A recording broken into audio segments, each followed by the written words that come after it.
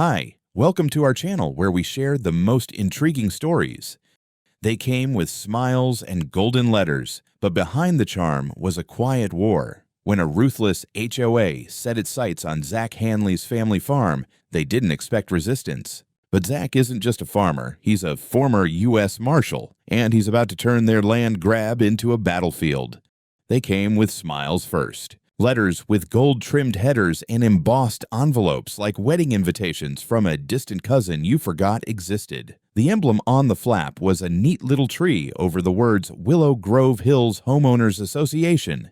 Fancy stuff. My daughter Sarah found the first letter stuck in the front gate early one morning while feeding the goats. I knew right then this was going to be a problem. The letter was full of warm corporate lingo, community, cooperation, harmony. But make no mistake, it was a threat dressed in Sunday clothes. They were extending a formal opportunity to include my property in their HOA district. As if I'd ever volunteered to give up a sliver of my freedom for some subdivision paper pushers with ruler fetishes and color palette fetishes. I read the thing twice, then tossed it in the fire barrel behind the shed. A few days later, I met her. Karen Hendricks, tall, overgroomed, and dressed like she was going to a campaign brunch. Not standing knee-deep in cow pasture, she waited outside the gate like some kind of suburban missionary, clipboard in hand. I walked over, still wiping grease off my hands from tuning the diesel generator. "Mr. Hanley, is it?" she asked, like she already knew the answer. Her voice had that syrupy edge, polite, but stretched too thin over condescension. "That's me." "You lost," she smiled, like I'd just made a joke at a PTA meeting. "No. I represent the Willow Grove Hills HOA. We're reaching out to surrounding landowners to help integrate community standards. It's all about ensuring mutual benefit and environmental stewardship." I don't recall asking for help stewarding anything. "Well," she said, ignoring me, "we believe your property could benefit from our oversight. There are safety codes, visual uniformity expectations. This is private land, zoned agricultural, not part of your neighborhood, and never will be." Her smile faltered just for a breath. "With respect, boundaries can be flexible. We've had success assimilating." I raised a hand. "Ma'am, I don't care if you've assimilated Mars. This land's been in my family since the Spanish flu. I'm not joining your little gated utopia." Her eyes tightened just a hair, but she held the smile like a mask glued in place. "Very well. But do remember, Mr. Hanley, community interest has a way of growing." I didn't like how she said that.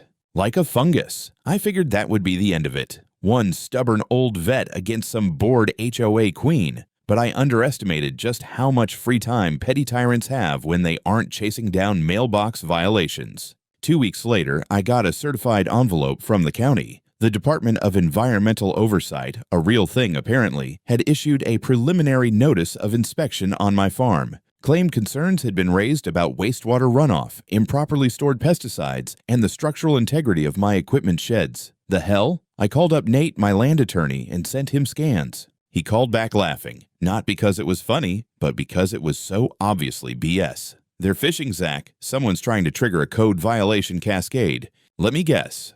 That HOA you told me about." Bingo.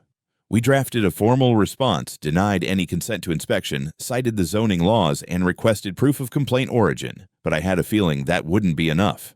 The next morning, I spotted 2 men on the far side of my west field. One had a zoom lens camera the size of a small child, and the other was pretending not to be flying a drone. I drove the Polaris right up on them and asked what the hell they were doing. They claimed to be contracted environmental assessors. No ID. No permits, just matching polos and smug faces. I told them to pack it up before I called the sheriff. They left, but not before snapping a few more pictures of the barn and cattle pens. I checked the fence that night. Padlocks were untouched, no signs of cutting, but hoof tracks had been disturbed near the feedlot. Fresh. Someone had walked through recently, not in boots either. By the end of the week, I had another notice from the county. This time, it was a recommendation for activity suspension, suggesting I cease agricultural operations until a review could be completed. Now they were playing hardball. That's when I stopped reacting and started preparing. They didn't back off. They doubled down. Less than a week after that recommendation letter, Nate called me early in the morning with a voice that had all the charm of a tax audit. "Zach, you're not going to like this." He wasn't wrong. The county had just received an official complaint filed jointly by the Willow Grove Hills HOA and some shell corporation I'd never heard of, a landscaping and ecological management firm with no actual website and a P.O. box for an address. According to their report, my farm was actively damaging local biodiversity, introducing toxic runoff into shared watershed zones, and, this was my favorite, posing visual pollution inconsistent with community values. Visual pollution. Like my cows offended their homeowners' sense of curb appeal. Even Nate had to pause to let that one breathe. "This is coordinated," he muttered. "They're not just harassing you anymore. They're building a paper trail." I started keeping one of my own. I installed motion-activated trail cams on every major entry point to the property, posted private land, no trespassing signs in both English and Spanish, kept the feedlot locked unless I was personally overseeing it. Still, that didn't stop the ghost complaints. First came the noise reports. Farm machinery operating at disruptive hours, which would have been hilarious if it wasn't followed by a county inquiry. My hay baler doesn't even run past dusk, and I've got logs going back 10 years to prove it. Then the odor complaints started. I guess they finally realized cows smell like cows. One neighbor filed a claim that manure stench was triggering her asthma. Her house was over 1,000 yards from the pens, and prevailing winds never even blew that way. Didn't matter. The HOA submitted it to the county with signatures. By the time I found a dead chicken stuffed in my mailbox, I was past angry and into cold calculation. A few nights later, I noticed something strange. One of my Deere tractors was parked about 5 feet off from where I usually left it. Subtle, but enough to raise a red flag. I ran a quick walk around and spotted it. The brake line under the cab had been slashed clean. No wear, no chew marks. A deliberate cut. I didn't call the local sheriff. I didn't trust them. Not after learning 2 deputies were property owners in Willow Grove Hills and regularly attended HOA meetings. One even played pickleball with Karen. Instead, I called my cousin Rob. He's a retired Army engineer with a habit of asking too many questions and a drone kit that violates at least 3 FAA guidelines. We set up overwatch on the barnyard in a few blind angles around the perimeter. I wanted eyes on anyone who thought my fence line was optional. Within 72 hours, we had footage. A gray pickup, lights off, tailing along the eastern irrigation canal, right where the fencing's oldest. 2 people got out, walked the line, took photos, then left through the north access road that leads straight to Willow Grove Hills. I didn't recognize the plates, but Rob ran them through some channels. Registered to a subcontractor for the urban ecological remediation firm that filed the original complaint. Of course, it got worse. Sarah, my daughter, came home from school, quiet as a locked barn. Said some kids were calling her livestock girl, laughing about how her dad was going to jail for poisoning the water. Someone even threw a bag of soil labeled contaminated in her locker. Kids can be cruel. Adults pretending to be kids? That's worse.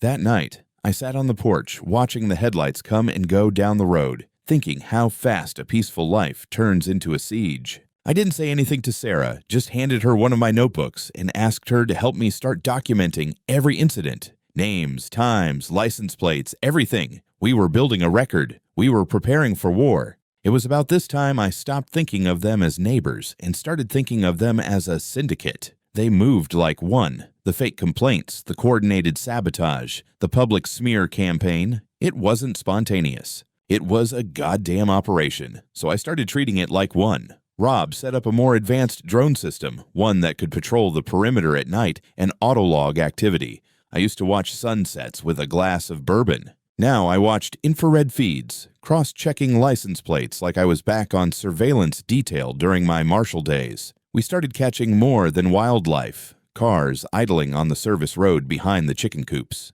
A man standing on top of his SUV with binoculars scoping the ridge where my hay storage was. One night, someone tried to drill into the valve box that controlled my well pump, probably looking to stage a chemical leak. That's when I installed the magnetic sensors and started sleeping with my boots next to the bed. Karen had vanished from personal view, but her fingerprints were on everything. The HOA newsletter started including little educational notes about the dangers of unauthorized agricultural activity and runoff from outdated livestock management systems. They quoted county statutes out of context, like scripture. They even referenced pending investigations as if I were already indicted. I called Nate and asked him to file an official request with the county to release the complaint trail. Took 2 weeks, but it came back. 6 separate reports tied directly or indirectly to Willow Grove residents. 3 were signed off by an LLC that shared a mailbox with Karen's husband's construction company. Another by concerned mother of 3 who didn't exist in public records. I cross-referenced the names. Pure fiction. That's when Sarah came home shaking. She'd stayed late at school for FFA, and when she got to her bike, someone had slashed the tires. Not once, but twice. 2 clean cuts, front and back. On the seat was a note that just said, "Maybe Daddy should plant silence next year." I filed that one directly with the state police. Local law enforcement could rot. Enough was enough. A few nights later, I had a long call with Daryl, an old contact from my days in the Marshal Service. He's with the Department of Interior now, handles land use conflicts and federal boundary reviews. I gave him a rundown, kept it professional, but the edge in my voice wasn't hard to hear. "Zach," he said slowly, "you ever had that land resurveyed after your father passed?" "Not since I took it over." "Why?" "Because I've been hearing some chatter out of Fulton County. Rezoning applications, old plats being pulled, parcel numbers getting amended quietly. Someone's trying to redraw lines and they're not doing it clean."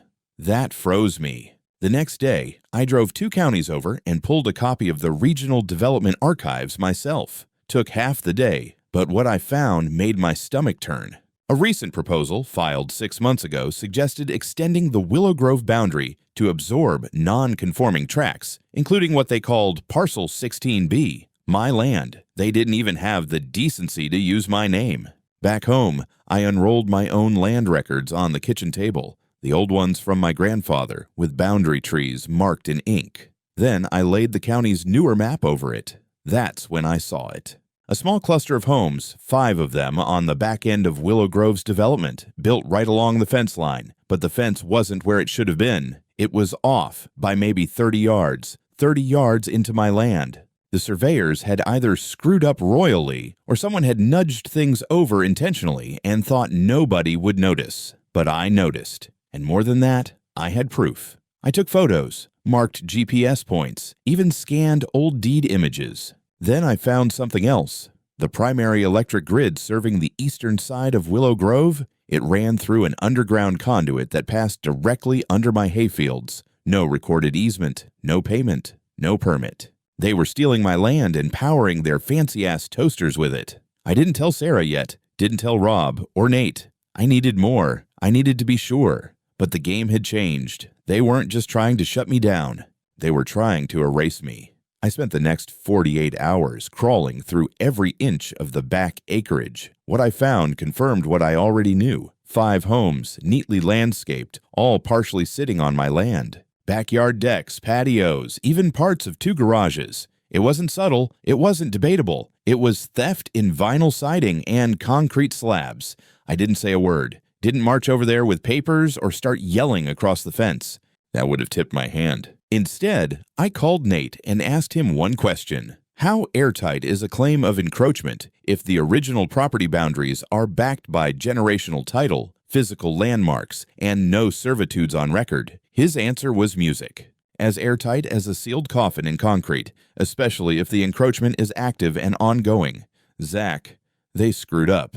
We got to work. First, I called in a private surveyor, one not from the local county, but a vetted guy out of Savannah who specialized in boundary disputes and had no ties to the HOA. He brought a full team. Over 3 days, they plotted every inch, dropped GPS markers, and confirmed it. Just under 1 acre of my land had been illegally built on. Then came the kicker. While inspecting the trench line that carried power cables to the eastern Willow Grove homes, the surveyors found that the conduit cut diagonally under my pasture. No right-of-way agreement. No registered easement. Nada. They even brought a ground-penetrating scanner to verify the layout. That trench was dug without permission, and the utility company was never informed of the encroachment. I went quiet after that. I didn't respond to the latest HOA letter accusing me of failing to address ongoing public odor complaints. I didn't react to the flyer they mailed out to neighbors, calling my farm a known ecological risk zone. I let them keep digging. Rob helped me document the cable path. We ran thermal scans at night. The conduit was active. That meant those homes were getting juice from my dirt, and they didn't even know it. We also checked the water line.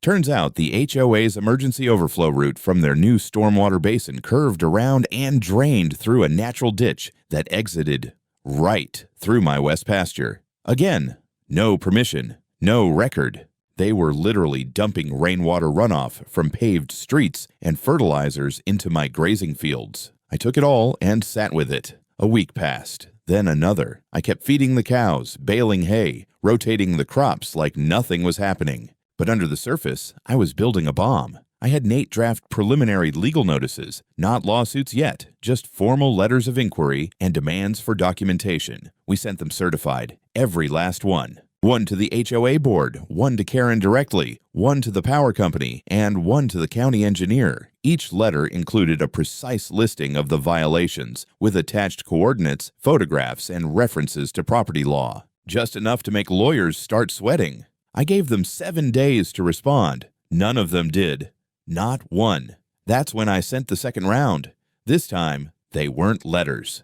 They were ultimatums. To Karen, I wrote, "You have illegally constructed residences on private property without purchase, lease, or servitude. You have installed infrastructure beneath my land and utilized my resources without consent. You have until the end of the month to initiate complete removal or negotiate lawful compensation. Otherwise, I will pursue immediate injunctive relief and demand structural removal through the courts." To the residents of the 5 homes, "Your properties are in violation of property encroachment law. You may be unwitting victims of development fraud. I urge you to review your property deeds and contact independent legal counsel." And to the power company, "You are operating infrastructure on private land without authorization. Cease transmission through this conduit or face legal action for trespass and theft of services." I didn't get silence this time. Karen's lawyer sent a half-baked response claiming I had misunderstood historical boundaries.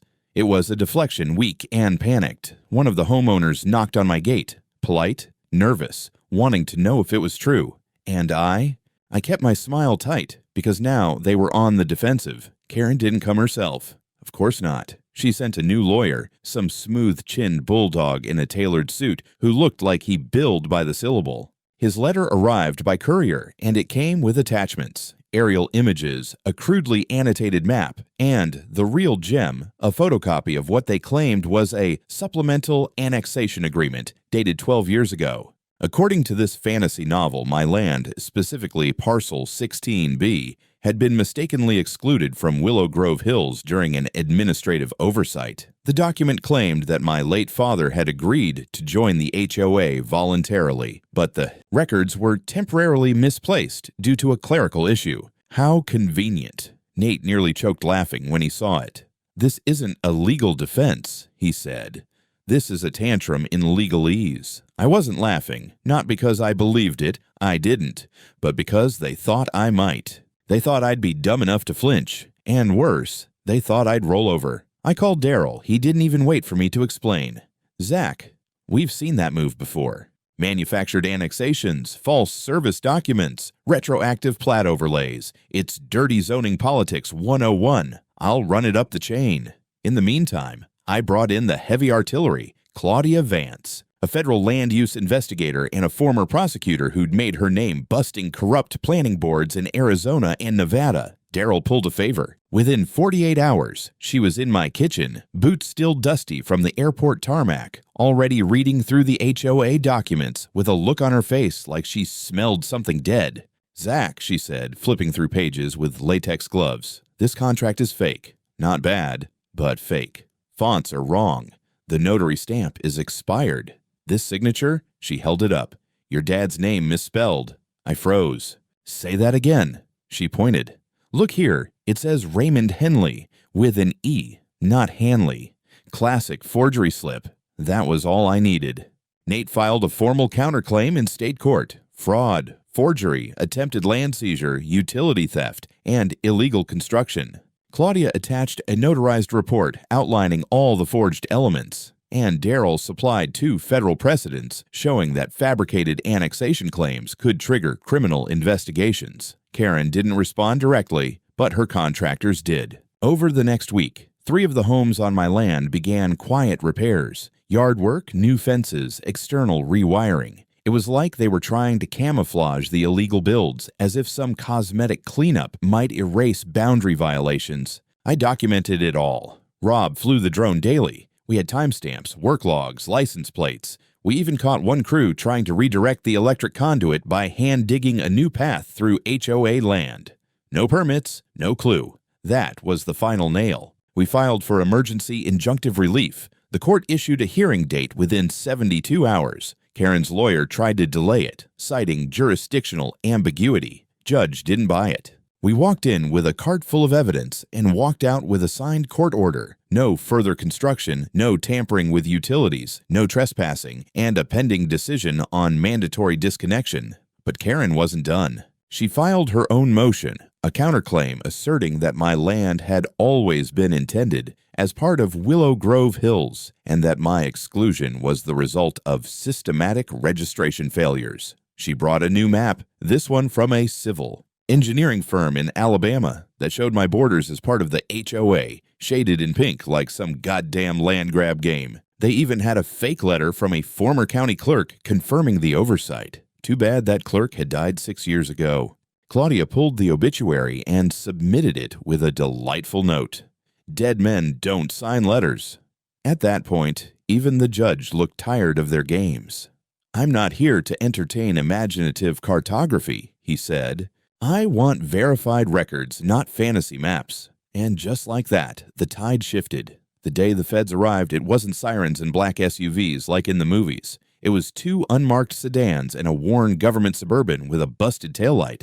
Low profile, high impact. Claudia brought 2 agents from the Office of the Inspector General and a compliance auditor from the Department of Energy. Their mission was clear: follow the wires, follow the permits, and follow the money. Within hours, they found what we'd suspected all along. The power conduit didn't just pass through my land illegally. It had been connected during a project billed as HOA lighting infrastructure improvement, with federal green energy grants pocketed along the way. The application for the grant listed the cable path as existing municipal easement. A blatant lie. That opened a whole new front. They started pulling HOA budgets, developer records, utility bills, grant documents. And with each file, a new layer of rot peeled back. Karen hadn't just overstepped, she'd orchestrated a symphony of fraud. The HOA had applied for 3 separate infrastructure grants, each claiming expansion onto unified community land. The problem? That land included mine, and a few parcels that didn't belong to them at all. Then came the kicker. One of the county engineers had signed off on those grant applications. Same guy who approved the building permits for the 5 houses currently squatting on my back acres. Guess who his brother-in-law was? Yep. The owner of the same urban ecological remediation firm that filed the original environmental complaint against me. You couldn't make this shit up. While the feds dug through paperwork, I kept gathering the local dirt. Rob had set up new cameras along the southern perimeter, near the stormwater runoff. That's when we caught them red-handed. HOA workers pumping overflow water from the community's retention pond through a buried hose and out into the lowlands of my grazing fields. All this while still claiming in court they had no functional reliance on my property. We brought that footage straight to Claudia. The next morning, subpoenas hit 4 addresses: Karen's home, the HOA office, the contractor's warehouse, and the engineer's planning office. I wasn't invited to the raids, but Rob said it best. You know it's serious when they bring box trucks and wear gloves. Sarah watched the news reports like it was a Netflix series. She'd been quiet lately, staying up late, working on something. Turns out she was making a short documentary on everything. Footage from our cameras, aerial drone views, even clips of old town hall meetings where Karen lied through her teeth. She posted it on TikTok with a caption that read, "How my dad's farm almost got stolen by HOA mafia." Within 2 days, it went viral. I don't mean local viral, I mean national. 70,000 shares, 500,000 likes.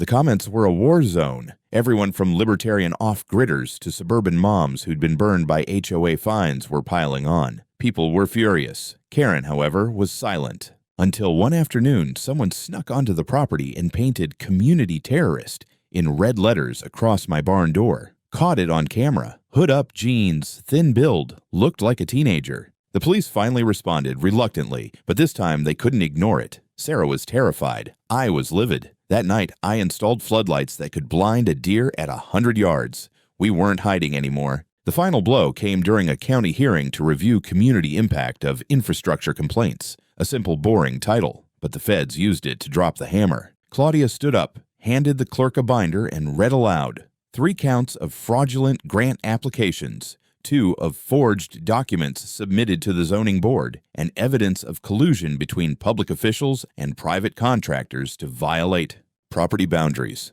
The room went silent. Karen didn't show up, but her allies did. The HOA treasurer, the engineer, the contractor, and they looked like ghosts. I glanced around the room. The people of Willow Grove Hills weren't staring at me anymore, like I was the outsider. They were looking at their own board with something between shame and rage. The walls were crumbling, and I wasn't done swinging. The indictment came on a Monday. 12 federal charges. Fraud, forgery, conspiracy to defraud the government, unlawful land seizure, unauthorized infrastructure development, and more. Karen Hendricks, president of Willow Grove Hills HOA, was officially a federal defendant. Her mugshot hit the news that evening. No more power suits or smug smiles, just a tired woman in an orange jumpsuit and a messy bun. The press had a field day. HOA queen busted for land grab made the front page of the Atlanta Journal-Constitution. Local news parked vans at the entrance to Willow Grove Hills. A CBS crew tried to interview me outside the feed barn, but I politely told them to take a hike. I wasn't done yet.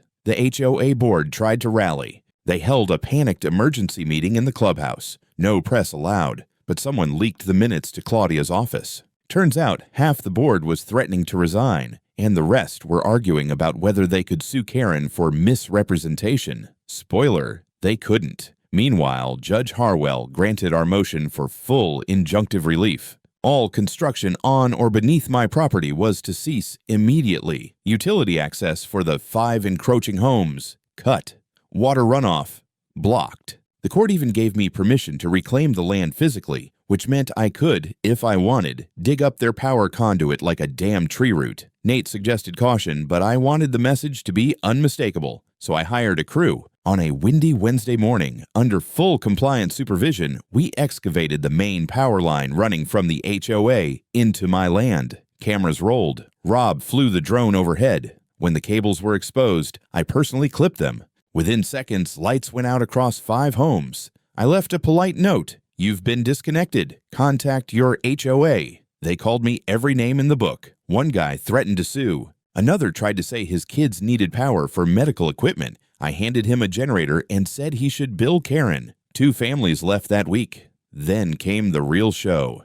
We filed a motion to seize and liquidate the encroaching homes, citing criminal construction, trespass, and lack of legal foundation. The court agreed to a preliminary forfeiture process. Within 30 days, unless someone could prove legal ownership with valid title and land use permits, the homes would be condemned and auctioned. One of the residents tried to sell on Zillow. The listing stayed up for 4 hours before Nate had it pulled with a cease and desist. The property description had the nerve to call it a rustic homestead near open pasture. Karen, meanwhile, was denied bail. Claudia's investigation kept turning up new dirt. Backdoor deals, kickbacks from the contractor, even emails where Karen referred to my farm as dead weight waiting to be developed. The woman had been planning this for years. She saw my land not as a legacy, but as her next suburban trophy. I went back to the barn that night and sat in silence. Sarah came in, sat next to me on the hay bale. She didn't say anything. She didn't have to. We were winning. Not because we were loud or rich or politically connected, but because we were right. And we had proof. The auction was quiet. No signs, no big crowds, just a courthouse clerk reading addresses into a recorder while a few suited bidders scribbled notes. The 5 homes that once stood proudly on my land sold off one by one, 3 to an investor group from Savannah, 1 to a church, and the last to my daughter. Sarah walked into that bidding room with a cashier's check and a plan. She didn't even tell me she was going to do it, said later it was her way of making something good out of the mess. If they were going to steal our land, she told me, we might as well turn it into something worth keeping. That last house, the one closest to the ridge, became a rescue shelter, a non-profit animal sanctuary. We built new fences, renovated the interior, brought in kennels and vet equipment. Local vets volunteered. A school club came in to help clean the place up. It went from stolen property to safe haven in under 2 months. As for the rest of Willow Grove Hills, it crumbled. Karen got 12 years without parole. Her contractor buddy got 10. The county engineer pled out for 8, and a year of supervised release. The HOA dissolved within weeks. Residents tried to salvage it, rebrand it, rename it, but the name was tainted. Nobody wanted to be associated with the HOA that tried to steal a farm. Lawsuits flew like summer gnats. Residents sued the board sued the contractor. Everyone sued Karen. The insurance companies bailed. Nobody won. Claudia's office used the case to launch a wider investigation. Turns out, Willow Grove wasn't the only HOA playing fast and loose with boundary lines. New legislation passed statewide requiring digital plat verification and annual third-party audits. For the first time in years, it felt like the system might actually learn something. Meanwhile, my farm grew. I used the settlement money to build 4 new cabins down by the stream, all reclaimed wood, solar-powered, stocked with local produce. We launched an agritourism program. City folks could come out for a weekend, learn to milk a goat, bale hay, or just sit by the fire and remember what real quiet sounded like. We called it Liberty Pastures. No gates, no signs, no HOA. One afternoon, I replaced the old road sign at the entrance. Painted the letters myself, the way my grandfather used to. Private farm, entry by invite, free zone, forever. Sometimes folks stop to take pictures of it. Sometimes they just nod and keep driving. I don't mind either way. The barn door still has a faint red smear from where someone spray-painted community terrorist. I never scrubbed it off completely. Left it there on purpose. Not as a scar, as a reminder this land stood against them, and it's still standing.